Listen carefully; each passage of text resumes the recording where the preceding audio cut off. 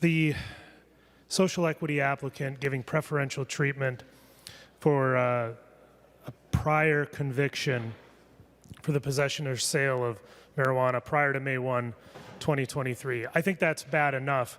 And I know that we have decriminalized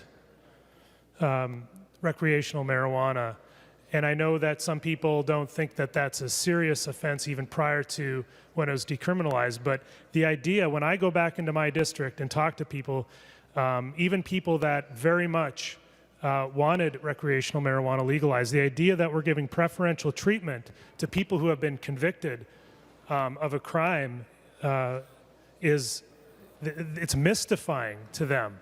And you can say, well, we're decriminalizing it now, or it wasn't that serious before, Mr. President, but it still gives preferential treatment to somebody who has shown a disregard for the rule of law.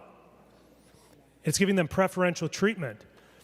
Now, I know in terms of applying for liquor licenses and things of that nature, you certainly don't get preferential treatment for violating the law. Now, there may be some prior convictions that they may overlook or that may not automatically disqualify you from getting a license, but you certainly don't get preferential treatment. So there's a distinction there. I'm not saying necessarily that any prior conviction for cannabis possession or sale should automatically disqualify you for a license, but it certainly should not give you preferential treatment.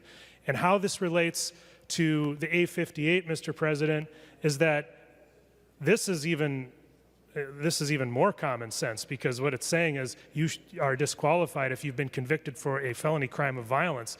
And that certainly makes an abundance of sense. I think any rational person in my district would say, well, yeah, absolutely, that should disqualify them. And so I just think that we need to get this discussion here on recreational cannabis and licensing back to a state of reality, back to a state of getting this back on the rails and getting the state focused on what it should be doing in terms of licensing, and not giving these preferential treatments for people who've been convicted of a crime, and making sure that people who have been convicted of felony crime of violence are not able to get these licenses. So I would encourage a yes vote on the A58. Thank you, Mr. President.